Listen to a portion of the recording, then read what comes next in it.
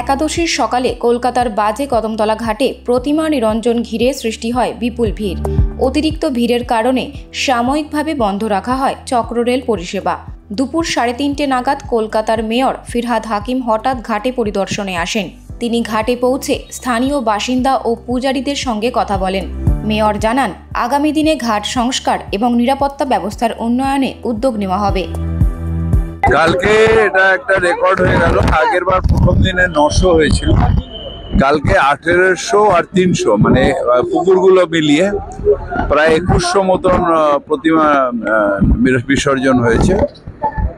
আজকে আমরা এক্সপেক্ট করছি যে কিছু বড় প্রতিমা, যেগুলো ক্লাবের প্রতিমা, সেগুলো আসবে এবং আমাদের এই দেখছেন যে সব অ্যারেঞ্জমেন্টগুলো কমপ্লিট করা আছে। তাই কলকাতা কর্পোরেশন, কলকাতা পুলিশ, আমরা সবাই মিলে যৌথভাবে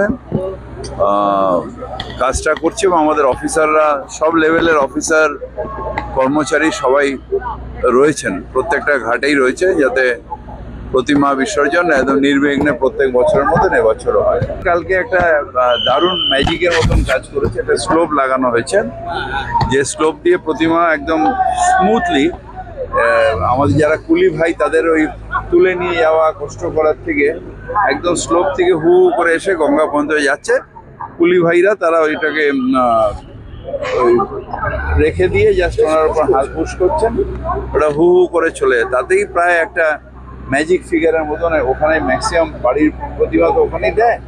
তাই ওখানে কালকে একটা খুব বড়োভাবে, খুব সাকসেসফুলি কালকে হয়েছে। আমিও কালকে ছিলাম ওখানে, খুব সাকসেসফুলি হয়েছে। অনেকগুলো জায়গায় যেখানে আমাদের লো ওয়াটার লগিং জায়গা রয়েছে, সেগুলো আমরা পেভার ব্লকের জন্য অলরেডি স্কিম করে নিয়েছি।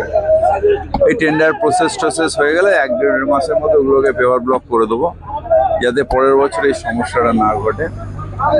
আর বাদবাকি জায়গায় আমাদের কিছু পাম্পিং স্টেশন আসছে, সেটা হয়ে গেলে আমার মনে হয় যে পার্মানেন্ট সলভ হবে। যেরকম আমাদের কিছু পাইপ অনেক বড় বড় হাই রাইজ হয়ে গেছে। আমাদের একটা সময় বাংলো ছিল ওই বালিগঞ্জের বিভিন্ন জায়গায়, যেরকম ম্যান্ডিভিলা গার্ডেন্স, বালিগঞ্জ প্লেস, সেসব জায়গায় পাইপ আমরা মোটা, মানে বড় পাইপও বসানোর স্কিম আছে। যেরকম আবার 109 নম্বর ওয়ার্ড, 108 নম্বর ওয়ার্ড, সেখানে এবার কেআইপি দিয়ে বড়োভাবে ড্রেনেজ সিস্টেমটা পুরো তৈরি করা হবে। ডিসেম্বর থেকে কাজটা শুরু হবে। পুজো প্যান্ডেলগুলো যেগুলো বন্ধ হয়ে থাকবে আস্তে আস্তে খুলবে, সেখানেই মেনলি ডেঙ্গুর প্রভাব হতে পারে। তাই পুজো কমিটিগুলোকে বলবো যে একটু আমাদের সাথে সহযোগিতা করুন, কর্পোরেশনের লোক নিয়ে গিয়ে স্প্রে করান ফার্স্ট।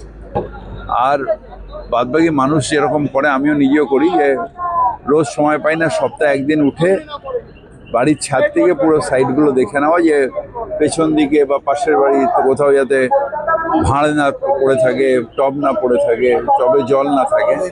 এইটা একটু ছাদে উঠে সবাই যদি আমরা দেখে নিই শহরবাসী, তাহলে ডেঙ্গু প্রতিরোধ করা যাবে।